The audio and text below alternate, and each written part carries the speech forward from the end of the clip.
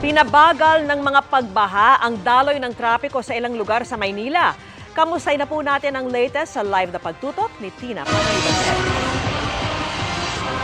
Tina! Vicky, baha, traffic, ulan. Yan ang kalbaryo ng maraming taga Maynila at mga dumaan sa Maynila ngayong araw. Walang galawang traffic ang naranasan ng mga motorista sa Espanya Boulevard kaninang umaga.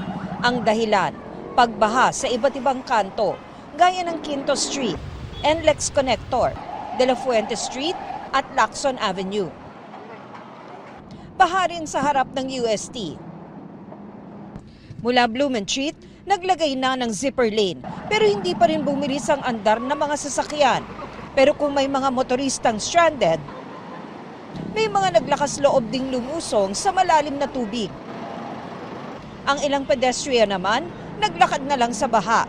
Dumiskarte naman ang ilan sa pinagdugtong-dugtong na apakan o karitong nilagyan ng upuan. Baha rin sa Taft Avenue. Maliban sa Espanya at Taft, minomonitor din ng Manila Disaster Risk Reduction and Management Office ang Rojas Boulevard. Mag-ingat po tayo sa ating pong mga paroroonan, especially po sa mga bahapong lugar. Before po tayo pumunta rito, alamin po muna natin kung ano po yung mga kalsada po na pwede pong madaanan. Nag-ikot din si Manila Mayor Honey Lacuna sa lungsod. May mga naipon ding tubig at basura sa Dolomite Beach na sarado sa publiko. Ang coastal communities binabantayan din. Under monitoring po ang ating pong mga ating coastal community, especially po yung Baseco. Lalo na po ngayon tayo po ay nasa high tide at kapag umulan po, posible pong mataas pa po yung ating pong karagatan doon po sa area. Kapag kailangan pong evacuate, mag-evacuate po sila. Pero 17 pamilyang taga-Isla Puting Bato, Purok 2, Barangay 20 ang lumikas na sa Delpan Evacuation Center. Kasama ni Aling Marilu ang isa niyang anak at isang apo. Sa tabi kami ng dagat. Malakas kasi yung alon at saka malaki ang dagat.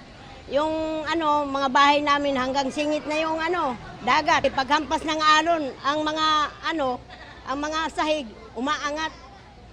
Yung iba nangatanggal. Sinama ni Aling Marilu sa paglikas ang kapitbahay niyang si Ray Salvador na 2 beses nang na-stroke. Lagpas tuhod na raw kasi ang tubig sa loob ng bahay ni Mang Ray. Pero may mga kaanak pa si Mang Ray na naiwan dahil may kaanak silang bedridden.